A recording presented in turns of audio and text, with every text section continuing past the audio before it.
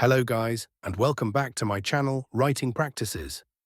Today we're going to go through a very important letter, the Visa Transfer Request Letter. If you've received a new job offer, transferred to a new academic institution, or changed sponsors, you may need to transfer your visa to your new employer or institution. This letter is essential as it serves as a formal request to the immigration authority or relevant agency, explaining why the transfer is necessary and providing all the required details. In this tutorial, I'll break down the structure of the letter step by step so you can craft a clear and professional request. Let's get started. Your contact information. As with any formal letter, you should start with your personal details at the top left corner of the page.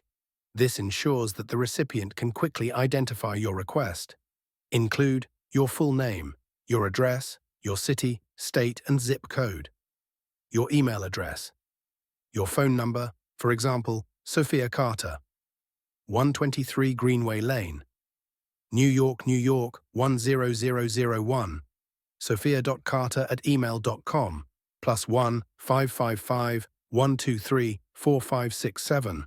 This section is straightforward but essential, as it provides the recipient with your up-to-date contact information. Date. Next, include the date you are writing the letter. Format it as April 30th, 2025. This helps keep a clear record of when your request was submitted. Recipient's details, addressing the correct authority. Now you need to address the letter to the immigration authority, embassy or relevant government department responsible for processing visa transfers. Be sure to use the correct office address based on your visa type and location.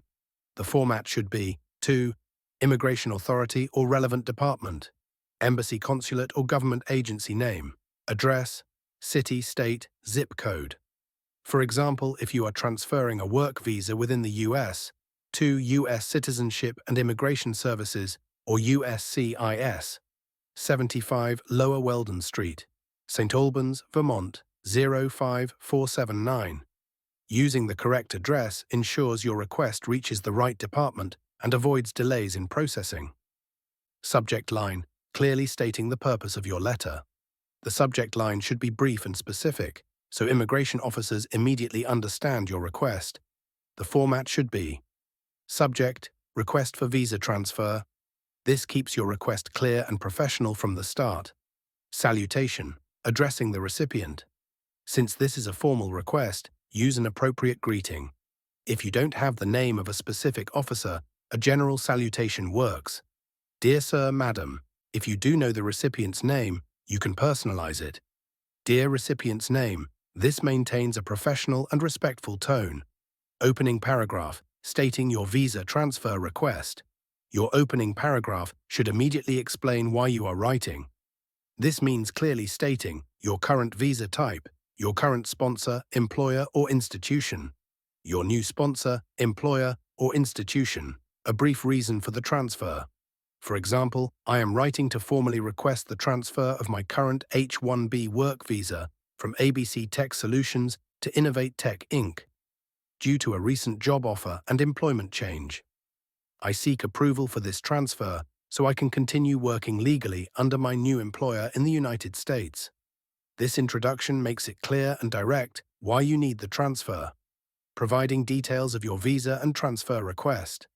The next paragraph should include the key details of your request, helping immigration officials process your application efficiently. Break it down into your current visa type and number, your current sponsor or employer, your new sponsor or employer, the reason for your transfer. For example, I was originally granted an H-1B work visa on October 15, 2023, which remains valid until October 15, 2026, under my current employer, ABC Tech Solutions.